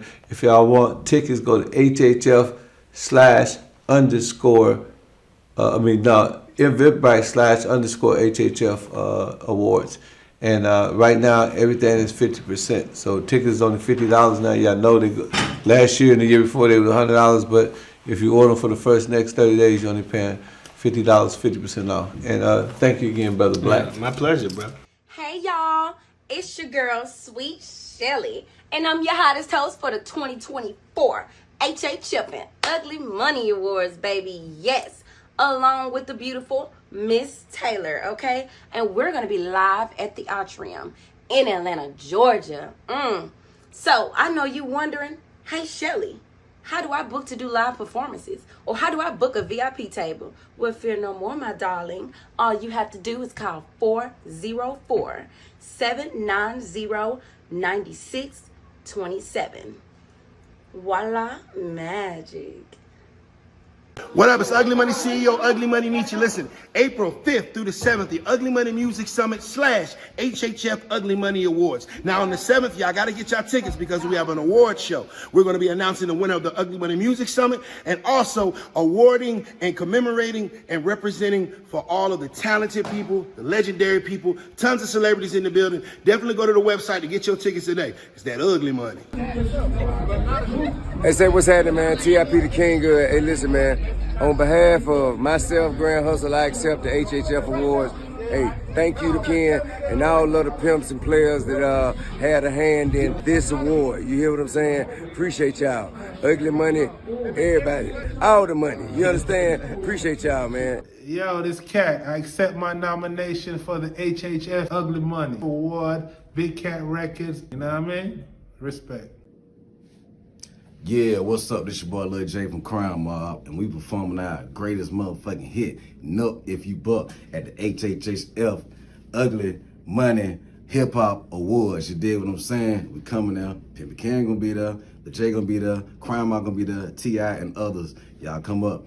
Y'all pull out the whips. All y'all ladies come up. Be sexy. And we gonna have some great fun. It's gonna be lit. You know what I'm talking about? 8 times, stay down. Hey, man, say, man, you already know what I'm finna say, man. It's the kid that did, not the kid that didn't. The reason why the sauce word was written, the master, the pastor, the him in Alaska to make the bread come faster. And I will be at the 2024 Hip Hop Fraternity Awards. I accept my nomination for Album of the Year, the kid that did, spitting this game for a motherfucking lane, if you know what I'm saying, man. Salute the Pimpin King, it's the dripping twin, and we're gonna be out there once again. Oi. Hey, what it do is the main man, Young LA, and it's the Hip Hop Fraternity Awards, and I will be performing April 2024. I'm gonna have that stuff on from the head to the floor, so you might want to be there and be square. You already know, Young LA, I accept. What's going on, man? Hey, Hip Hop Fraternity is going down, man. The Red Sun, we in the building. Yeah. This your boy Juba the Great, and look, I accept my award, because I'm winning this one for the Hip Hop Fraternity with my dog Pimpin Ken. We go way back, you know what I'm saying? Juvie. I accept my nomination, man, to the Hip Hop Fraternity, man, this year. I know I missed it last year, but this year, man, I'm coming to get mine. I'm coming to get what's deserved. Y'all know with Ugly Money, man. With Ugly Money, man. Y'all know what it is. Y'all know what time we on, man. And get ready for it, baby, because we on the way. April 7th. What up, y'all? You know it is. It's your man, Freeway Ricky Ross, and this is my birthday, and you in my dispensary. I do accept the award from the Hip Hop Fraternity. Thank y'all. 2024. Yo, man. What's up, man? It's the Eastside Boy. It's your boy Lil Bo. It's your boy Big Sam. Y'all already know, man. We're gonna be at that award show, man, with HHF and Ugly Money. It's going down, man. Yes, sir. Be there. What up, y'all? It's your girl, Detroit Barbie. And April 7th, I will be performing live at the HHF and Ugly Money Awards. Y'all make sure y'all pull up because we turning up all night long. Let's get it. Hold on, Mike. Come on. Ready, I'm ready, Yeah, Mike. this boy Mike Fresh. I accept my award for the Hip Hop Fraternity Award. You know how we coming, man. Mike Fresh feels so good on all platforms.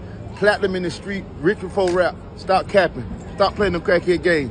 Boola. Boola.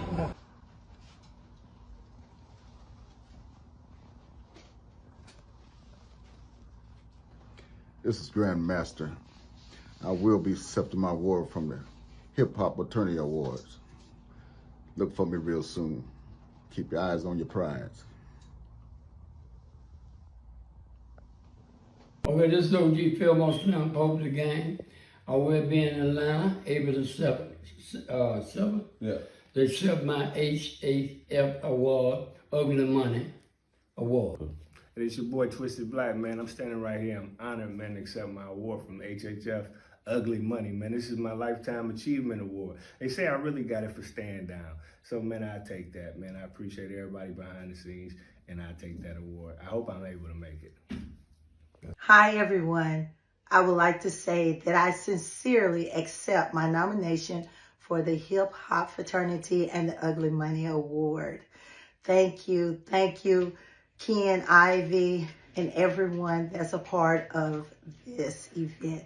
Thank you. Bye. Say, man, it's me, 17 the Hog. You know what I'm talking about? UGK for life. And I formally accept my nomination. I don't ever win nothing. You know what I'm talking about? So hey, man, I appreciate it. Salute to the HHF and Ugly Money Awards. I will be in the building. You know what I'm talking about? Representing for the pimp. Long live Pimp Chad Ken. What it do, Hey, yo, what's up? It's your girl, Lexi Simone.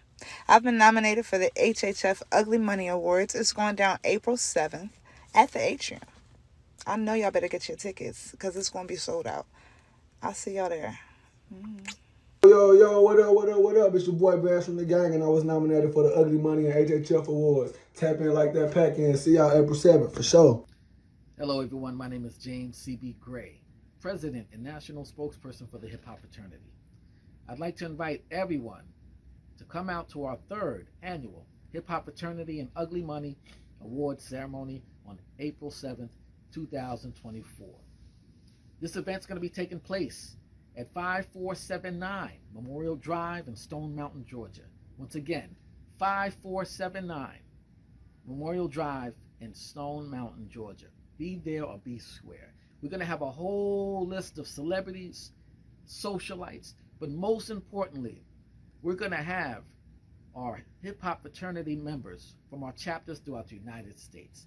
So this will be a great opportunity for our chapter members to network, collaborate, vibe, and be part of this family that we've created over the years.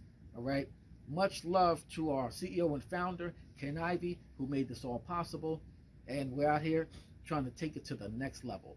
All right, Hip Hop Fraternity Awards, 3rd annual, 2024, 5479 Memorial Drive, Stone Mountain, Georgia.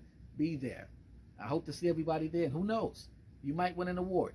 For more information about awards, nominations, and also to become a member, go to our website, www.thehiphopfraternity.com. Once again, www.thehiphopfraternity.com. Find out all information about the award ceremony, all information about who we are, what we do, and become a member at the same time. All right? HHF. Hey, what up? It's your girl, China Monet, and I will be performing at the HHF and Ugly Money Music Summit Awards, April 7th. What is your dog Smoke of the Almighty Field Mob? I will be pulling up April 7th at the HHF and Ugly Money Summit. Pull up, you know what I mean? I will be performing live, you know what I mean? Me and China Monet. Okay. Y'all the boys, the Kid Yuck Mouth thugging it out, baby. And I want y'all to come to the 3rd annual, that's right, all 3 of y'all, to the Hip Hop Fraternity Music Awards, baby, with Ugly Money this year, baby. April the 7th, baby, in the A. That's right, baby, in the ATL. Be there, be a square bear, baby. Yada. This book right here, Pimpin Ken laid it on me. My God. Cross the tracks, man. Now let's talk about this book. And Ken is the homie. He a legend. He a legend. I fuck with Ken Steve-O. They came to me with, Simon Schuster. Boss me and you the shot caller. You write a book about somebody, it's about what they've been through. Hey, how you doing? This is James C.B. Gray, President and National Spokesperson for the Hip Hop Fraternity. Thank you for watching the trailer of the making of an autobiography of a celebrity featuring Little Boosie.